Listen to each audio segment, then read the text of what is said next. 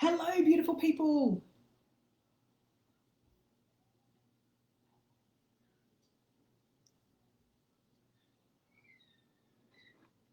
Hello, beautiful ones. How are we today? On the full moon, I'm so excited to come and chat with you. It's been a couple of weeks because behind the scenes, I have been just finishing off my book, trying to get a little bit of rest in there as well. I've actually just had a shower and it's 4 o'clock. I'm doing well. 4 o'clock.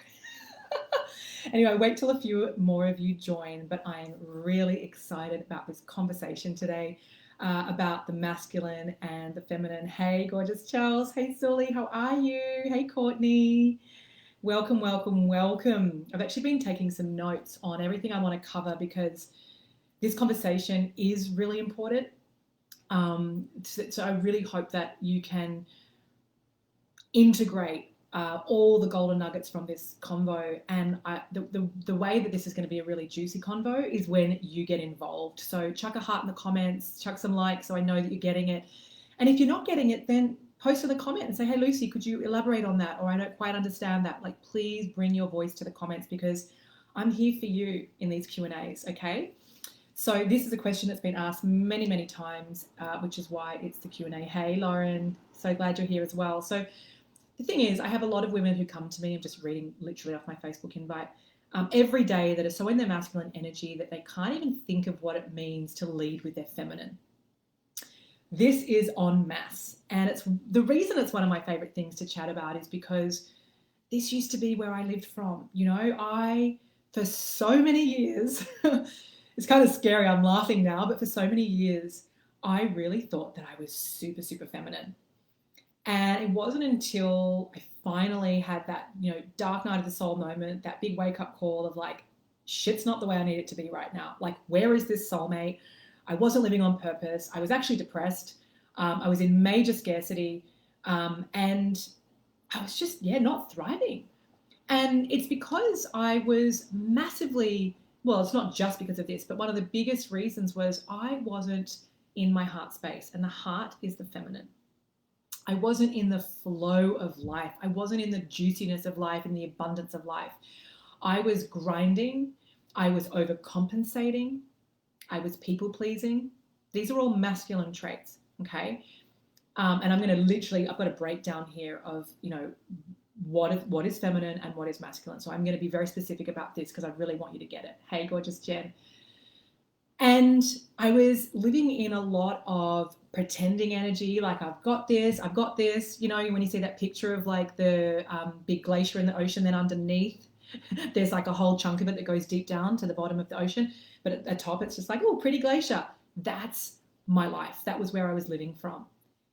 And I was speaking about authenticity and I was speaking about being feminine and all these things, but I wasn't being them. So the main thing that I want you to get from this conversation is that you are either being feminine or you are acting feminine, and they're two very different things. So let's start, shall we? I want you to take a moment right now to close your eyes and just put your hands over your heart space. Get comfy wherever you are. If you're in the car or somewhere else, no worries. Just, you don't have to close your eyes, obviously, if you're driving. But just connect your energy down into your heart space. Now, when I do this with clients, this is enough to bring women to tears. Just coming into who they are, getting still and just being. I've had so many women when I used to do the breakthrough calls would fall apart on me. We hadn't even started the call and they're like, oh my God, I'm feeling really emotional. And I'm like, yes, sister, because you're connecting with yourself. And this is just showing you how often you are keeping busy. You're not coming into your heart space. Being busy, busy, busy, masculine. Sitting and just being in your stillness is feminine, and it allows you to connect with the divine, the universe, God, creator, whatever you resonate with. When we get quiet and realize that we're so much bigger than this bodysuit and that we are a soul, we can actually communicate with the divine. That's you being in your feminine. Also, connecting with the fact that you have a beautiful womb. And whether you ever use it to have children or not, doesn't matter. We birth life through our womb space, and that is feminine. The heart and the womb is feminine. And this is why a lot of people have fertility issues, because you're living from like the neck up in the masculine. I just want to get this done. I just want to have the baby. This is the date that I want to have the baby. Boom, boom, boom, boom, boom. Feel that energy? It's manic. It's chaotic. It's trying to fit it in with a schedule, instead of realizing that there is an intelligent design going on. For me, even with my journey with fertility, you know, I had a couple of miscarriages and they were really painful. But I also knew that it was an opportunity for me to deepen into the deepest part of my being, the deepest part of my soul. And when I had those miscarriages, I'd already done a lot of work. And I remember thinking, oh my God, universe, like, what else do you want me to do? I'm doing all the things. What else? But I knew, my soul knew, that there was still a lot more deepening that needed to happen in order for the kind of caliber of soul that I was bringing in. I needed to be able to go deeper into my feminine. And so I took that time, and that's what I did with my, 2 miscarriages. I really took that time, and I didn't even know what it meant at the time. Hi, Trisha. I didn't know what it meant, but I just knew, I got the download that I still needed to birth in more of who I was from that being place, from that connection with the divine, from that place, like bringing more stillness and peace into my life and into my way of being, because you're looking at someone who, I naturally have a lot of energy. I am a real go-getter, right? I go after things. And so living in New York has its own really vibrant energy. So New York energy with my energy was like boom, boom, boom, boom, boom, boom, boom, boom, boom. And so I ended up doing a lot of really great things, but I was running on empty a lot of the time. I was running on adrenaline and a lot of joy, but it was still masculine. Hustle, hustle, hustle, hustle, hustle. Like, that's very much the New York way. But it was coming from a head space rather than a deep heart space. And so when I really took that time to go deeper into, my being energy and my feminine and my womb space, all of my panic attacks and anxieties started to evaporate. Because when you're anxious or depressed, it means you're either living in the past or the future. And it means that you are literally like, you're not in your body. You're very much judging yourself, or you're allowing yourself to be affected by where you should be in your life, and dancing to someone else's tune, someone else's story. You're ignoring your own voice. So for me, I had, the reason I had a lot of anxiety was I was just working too much. There wasn't enough rest. And as I said, at the time, honestly, when I was doing a lot in New York, there was a lot of things that I was doing that was on purpose. But without that rest component, I wore myself completely out. I had no reserves, and that's not sustainable, and it's not fun. And if any of you have ever had a panic attack before, they suck. I legit thought I was dying. And so it was a really, really big wake-up call for me to go, I can't fucking live like this. Like, this is not thriving. If this is what it's going to look like to be an entrepreneur, like, no, I don't want this. I was really starting to question everything, but it's because I wasn't doing it from ease and grace and flow. So give me some comments. Drop your comment, below, whether you really resonate with the fact that your MO is to get things done. You've got a to-do list. You set yourself these goals, these targets, and you actually have this competition, not just with other people, but with yourself. And you put pressure on yourself. I've got to, I'll be worthy and I can have my soulmate when I get that promotion, when I figure out my purpose, when. It's very conditional, the way that many of you are showing up for yourself in the world. Notice, showing up for yourself. I haven't even got to the soulmate yet. When you put that kind of pressure on yourself and those expectations on yourself, you are massively in the masculine, my darling. It doesn't matter if you're getting a massage every day or a mani-pedi every day, or giving yourself a mani-pedi. If you're in America, I'm not going to be going and getting one of those anytime soon. But it doesn't make you feminine. It doesn't even matter if you have long hair and you wear makeup and flowy dresses.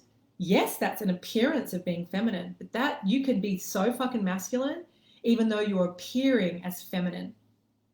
And that was a big aha for me, because I genuinely thought, I knew I had masculine for sure, because I'm naturally very driven and a go-getter, and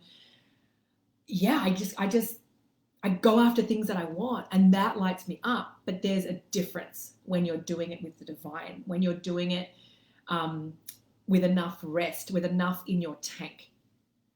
And also our ability to attract things into our life is far greater when we get out of the way and we let go of the attachment. So we don't become, we're not goal driven. We're not there like trying to meet these KPIs every 5 seconds. We're literally taking action from our heart space. Hey, Jen. Jen said, yes, definitely. I'm currently overcoming the limiting belief that I can't attract my soulmate while I'm currently not working. Oh, far out, Queen. You know better than that. Oh my God. So really glad you brought that up. Such a good point. You do not have to be fully on your purpose to attract your soulmate.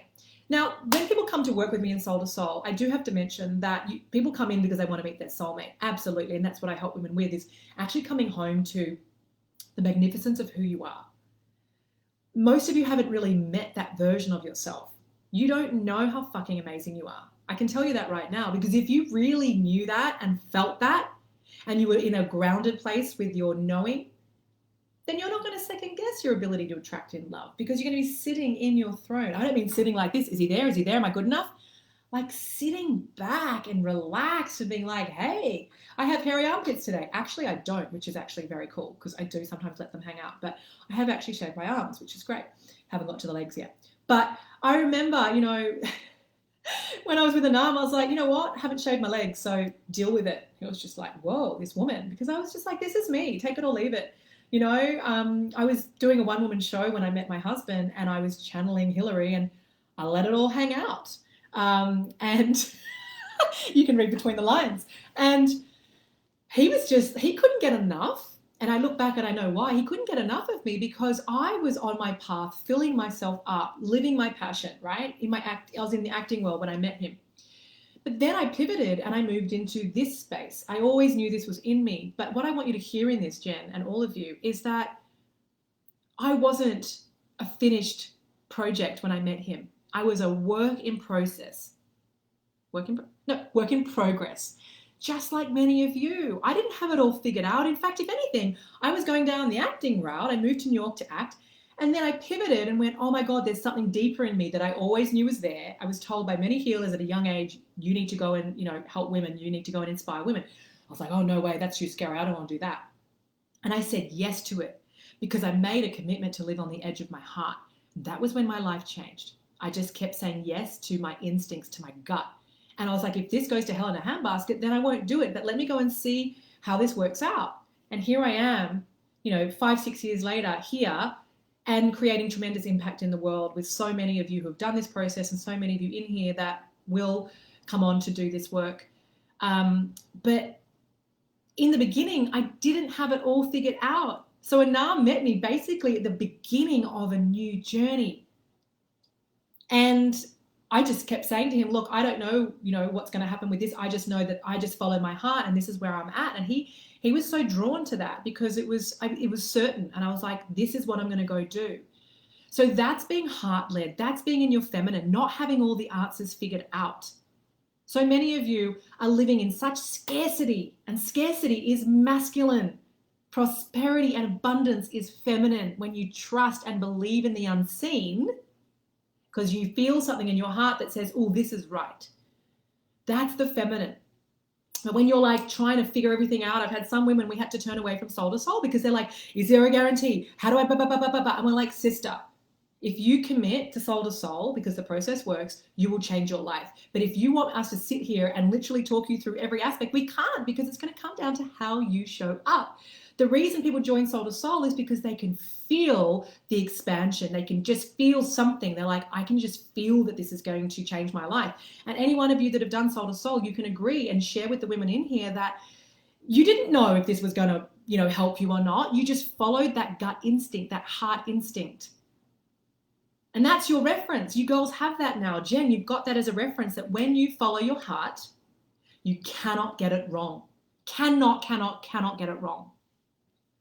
Letting go of attachment to the outcome, that is feminine. So planting your seeds is feminine, and then getting away from that beautiful new crop that you've just grown with rich soil, you've got to step away from the veggie garden. Go off and get busy doing something else, so that the universe can come in and shine the sun on it, bring the rain to nourish it. But you can't be there standing over the veggie garden watching and making these vegetables grow. So you've got to really look at yourself right now. You don't have to do anything, but I invite you to look at yourself, because it's such a much bigger conversation than just the soulmate. This is about you. How are you showing up for you in the world? Are you backing yourself? Are you talking to yourself lovingly? Are you your own biggest cheerleader? Or are you treating yourself like shit, putting yourself down, living in shame and guilt and regret, and just putting this fucking pressure on yourself? Because that is not thriving. That is scarcity. That is fear. That is survival. And surviving in that frequency is masculine. Sully said it was so scary, a huge leap of faith. Yeah, it was a huge leap of faith, Sully. And that's the same energy you're going to have when you decide to let your soulmate in. Letting in love requires vulnerability. It requires you to trust that, just that feeling of, yep, this is just right. And there's a big chance he's going to look very different to what you thought. You know, Anam, I did not know that I was going to be marrying a guy from Bangladesh. Like, if you had told me that, I would have laughed. I just would have, because I had this thing in my head, like I was going to marry this British guy or this Australian guy, but I did not ever in a million years think that my guy was going to be from Bangladesh. But because I did the work to get my energy right, to integrate my own knowing, my own self-worth, and really to fill up my own love tank and to heal past trauma, past abandonment, not enoughness, scarcity, because I really committed to doing that work for myself, I was able to then let go of the attachment to the outcome, and I was able to move into trust. And trust is the feminine. Feeling, not just talking about being worthy because you've got a good CV. Feeling deeply worthy in every cell and fiber of your being, that is your feminine power. When you're sitting back and you expect to receive, that is the feminine. Receiving is feminine. Grinding, overcompensating, proving, masculine. Trisha, yes, because I'm a single mother and a teacher is very demanding, I'm endeavoring to take some time for me. I've been trying to give myself at least 30 minutes of self-care. Great stuff, Trisha. Great, great, great. You've got to take the little actions, and that's a great starting place. But Trisha, I can guarantee you this goes really, really deep back to when you were a little girl. And there's a whole origin as to why, even being a teacher, teachers are so generous of spirit, right? You make it all about the children. Doctors are the same, so generous. Healers, so generous, right? You know, doing the work that I do, I've got to be so mindful of my self-care, and I'm not perfect with it, you know. I am not, because I love what I do. I absolutely live and breathe it. I love it, but it's not my identity. I'm Lucy. I'm not what I do. I am me, and I help women. And I'm working more and more and more on, you know, putting in more boundaries. And I've completely changed my life. But I'm just saying that I still, you know, have to make sure and check in with myself. Am I getting enough rest? Being a new mum, running a business with the book, I've got it. I'm in a constant dialogue with my husband and my team to say, hey girls, you know, and to my husband, I go, call me out when you see that grind kick in. And they do now. They're like, Lucy, stop. You need a few days off, stop. And so we're in this conversation, and that conversation is a priority. Thank you. Confirmation from the divine. There's a big rescue boat that was like, Hong Kong. I even ran a workshop, you know, called Rest and Receive, which is so powerful about remembering that you are not here to grind. When you allow yourself to prioritize rest, not because you're tired, but because you know that that is going to allow you to receive. When you make rest a priority, you are literally saying to the universe, I am abundant. I don't need to overwork. I don't need to prove. I don't need to do anything to be enough. I am worthy to rest. I want you to really hear that, because as women in the world, we are such multitaskers. We're fucking brilliant, let's face it. But oh my goodness, we put pressure on ourselves, and we often measure our worthiness by what we do. And we'll only allow ourselves to have rest if we're sick or if we've worked really, really hard. And that is not feminine, because that's conditional. Okay, so I'm just going to read through the list. So the feminine is really about bringing softness to your strength. Okay, because being feminine, you can be fierce as fuck. Like, as a new mom, I was fierce before, but I tell you what, I would walk over hot coals for my daughter. I mean, there is nothing I wouldn't do for her. And if I feel that anything is crossing that boundary, like, I will be fierce. I will be that mama bear, unapologetically, right? And so with the feminine, there is a fierceness and that it's not masculine. It is heart-led. It's like a passion. It's an energy that just comes through you. And you don't have to be a mum to have that fierceness. Like I said, I was fierce before Bella. But I'm also incredibly soft. Those of you that know me really well know that, yeah, I'm a fucking powerhouse. I can own that. Absolutely. But I am brought to tears in a heartbeat. I feel everything deeply. And my feelings are my superpower, just like they are your superpower. But many of you, you are hiding from your feelings. You're hiding from your emotions, especially if you're in the corporate world, because you want to be like a guy in the boardroom and you walk in with a cock instead of with your ovaries. I've seen women shift so much during Soul to Soul, and they're so worried about being too feminine because they're like, how do I operate then in the career world? I'm like, sister, you'll end up getting a fucking pay rise. Why? Because you're sitting in who you are, and it's commanding, and the men will feel it. They'll sense it. They'll smell it, and they will respond to it very, very powerfully. But when you're trying to be a woman in a man's world, you are constantly going to be reaching. But when you allow yourself to be a woman in the world, like, this is me, and I don't need to prove anything, I'm fucking amazing, and this is just who I am, then look the fuck out. Life will start getting really juicy. And that's the same with acting, Lauren, especially for actors. You can end up going into the room with casting directors and putting on a performance instead of living in the moment and commanding that room and being like, this is me. When I booked a big role with one of the biggest casting directors in New York, I literally was so tired, but I went into that room and I was like, I did my audition and I walked out and I got called back in, and they're like, the casting director said, where have you been? That was phenomenal. And I didn't even care. I knew he was a big deal, but I just was too tired to care. I did my work and I left. And he was like, oh, wow. And it was because I wasn't attached. I didn't care whether he liked me or not. I went in and did my work. And of course I booked the job. So you can apply this to anything in your life. When you are trying to prove your worth and your talent and your greatness, people can feel it. And you will not get that job. You will not, because it's coming from lack. And we can all feel that as humans because we're all energy. So a lot of women that come in like super type A, very career driven, will be like, it's so funny, by about the halfway mark, they're like, I'm really soft actually, and I'm really liking this softness. And it's not lame and it's not weak. It's soft. It's available. You're like actually available to receive. It's like intimate.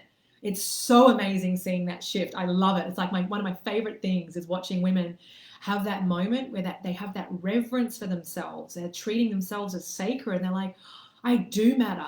And I am worthy, and it's nothing to do with what I do. And I'm like, yes, sister. And they start to get feedback from people in their life. So you'll end up completely changing your entire life once you allow yourself to come home to who you really are, and once you prioritize and love yourself enough to get the support so that you can shift through all the conditioning, all of the trauma, all of the scarcity consciousness. I'm helping women like you all the time, and this is the fast track. Overthinking is masculine. Following through on an instinct and a hunch, that is feminine, and you can never get it wrong. So being in your feminine is flexible. It's trusting. You feel self-assured, intuitive, relaxed, abundant, worthy, loving, nurturing, self-loving, trusting. It doesn't matter, I repeated it. It's good for you to do it twice. Believing in the unseen is incredibly feminine. Wanting to know the outcome and to have a guarantee and all those sorts of things, that's incredibly masculine. And whilst you feel like you're doing your due diligence in life, there's no trust. It's very like boom, boom, boom, boom, boom. It's very much like a spreadsheet mentality instead of actually going, does this feel good for me? Does this feel right for me?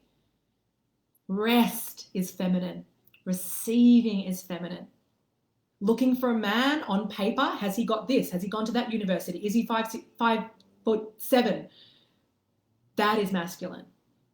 Feeling into someone's profile, feeling into his energy if you speak to him, that's the feminine. So many of you are cerebrally online and you're just looking for a guy that ticks all the boxes, and you're coming in with ticking all your own boxes, and you are not in your heart at all. You are massively cerebral. And so you're treating relationships with men exactly the way that you show up for other areas of your life. You're treating it like a project. It's like a business transaction. Being independent, masculine. I've got this. I don't need support. Being interdependent, I talk a lot about this in my book. Interdependent is being with someone, allowing them to support you. You support yourself, but you allow them to support you. When you're cerebral, you have no connection with your heart. You're not following your intuition. You are like fact-based. And while that's great if you're if you're an analyst, a lawyer, yes, there's a time and place, especially as a doctor as well, there's a time and place to have facts. But the best doctors are going to be there in the moment, following their heart, following their instincts. And that's the same for any career. Very robotic is very masculine. When you're not really being with someone, you're just having a conversation, but you're not connecting with them. That's robotic. Fulfilling a goal, ticking the box, pleasing your family, all feminine. Bravado, putting on the happy face, and I'm so positive and everything's great, very masculine. Being fear-based, masculine. Being scared and untrusting, that's coming from a wounded energy. It's masculine because it's lack. I love that masculine is scarcity and feminine is abundance. It's a fact. When you're in your masculine, you're not able to have intimacy. Because you're not trusting. You're not able to really let someone in to see you. Is it unfeminine to make the first move on a guy you have a good feeling about? Not at all. It's a very, very good question, Adita. The first move can be anything from inviting to hang out, just kissing them when the moment is right. Consent, of course. No, it is all about the approach. It's not about who asks who first or who says I love you first. I mean, definitely allowing the man to make the first move. It's you being feminine and allowing yourself to be wooed, pursued, So, you can definitely let someone know how you feel without having to organize the date. That is pretty masculine. Once you're in a relationship, of course, or even on the third date, of course, say, you know what, the date's my turn. But in the beginning stages, you can flirt. You could say, hey, I'd love to hang out sometime, and just drop, leave a little hint or a clue. You can definitely ask someone out. I don't have a problem with that. But it is slipping into the masculine because it's a really good question. It is masculine, Adita. I am going to say that it is because when we're really allowing ourselves to receive, all you've got to do is show up. Like say, hey, it'd be fun to hang out sometime, or I'd like to, I'm enjoying your company, or whatever. Give the guy a clue. Let him know you're interested. But going to organize everything, that is masculine. It's lacking the trust that a guy can actually come and take care of you. So I just want to continue with the list as well. But great question. Having a to-do list is masculine. Asking someone how they feel about you is very feminine. So easily, Adita, you could literally say to someone, hey, I'd really, to be honest with you, I have a bit of a crush on you. I'd quite like to go out with you. That's not you organizing anything, but being vulnerable and having enough courage to actually let someone know how you feel. That's how I would approach it. Because what happens is I see a lot of women that are super masculine, super determined by what they do, and they attract in men that are very feminine, but pushover men, the men that are just a yes person. I have a mix. I am very, very feminine, especially now being a new mom. It's really dropped me even deeper into my feminine, but I have masculine as well. And so it's about having a healthy feminine and masculine activated within us. My husband, he's got a lot of feminine, but he's extremely masculine. He is a man. He's not a pushover. He does not let me push him around, not for 1 second. And I would hate if I had some guy that was just putting me on a pedestal and being a yes man. That's not sexy. So I know from before though, with the energy I was in before, I would have attracted in a yes man before I did the work. Or what was also happening is, even though I was really kind of strong and independent, I was attracting in men that were calling the shots, and I was actually the submissive one. So not powerful at all. I wasn't in my feminine. And when you're not in your feminine, it's very easy to get knocked off your perch. So giving too much of a shit what people think about you, that's masculine. And when you're deeply embodying your feminine, you're just it doesn't matter if they like me or not because I love me. Yeah. If you have any questions, girls, now is the time because I'm about to wrap. I'm just reading through my notes. Yeah, basically when you're in your masculine, you're getting around with a pair of balls instead of really living from your womb space and your ovaries. And men love women that know what they want. I want to be clear about this. Like, Anam was so turned on that I knew what I wanted. I was like a go-getter. I have really big dreams. That didn't scare him away. But I also had my self-worth dialed in. Whereas before I'd done the work, I was really driven in all those qualities, but I did not have my self-worth dialed in. And so men would find me too much, and they would find me, what was the word? Intimidating. They would find me really intimidating. Whereas by the time I met Anam, once I'd really started to integrate and embody my worthiness and the love for myself, it was that beautiful balance that he could sense. He even said to me, one of the first things I loved about you was you knew what you wanted, but I could tell you'd be an amazing mother. Like, you had that real feminine, maternal, nurturing instinct, that real feminine quality. I was like, yes! That was a real victory for me because I wasn't leading with that before at all.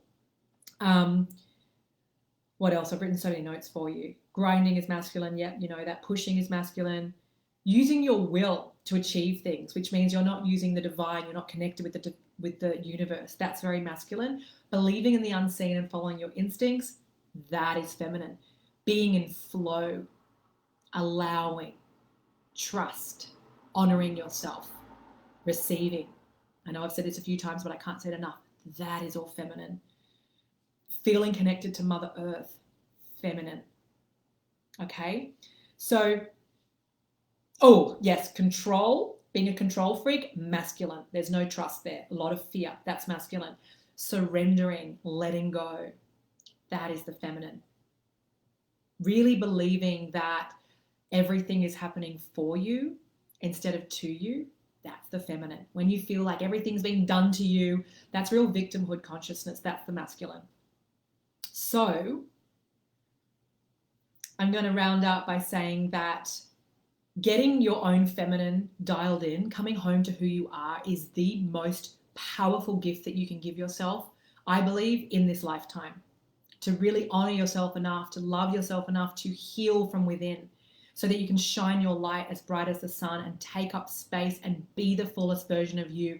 Be self-expressed, ask for what you want unapologetically, right? That takes courage, it takes vulnerability. This is why we're here, okay? To not be apologetic about fucking anything, to let people see who you really are, to share what's really on your heart. That is the divine feminine, and that is what I'm here to do, is to help women like you to rise. Because when you're sitting in this paradigm of scarcity and non-trusting and victimhood, you are compromising your ability to go on to be a mother. You are compromising your ability to attract in a soulmate relationship, because you're doing it from the wrong energy. You're doing it from the masculine, the wrong paradigm. Okay? So it sounds like a lot of the traditional gender role-based dating advice that is based on strategies rather than intuition is actually somewhat masculine. Not at all, Adita, and I appreciate you saying that.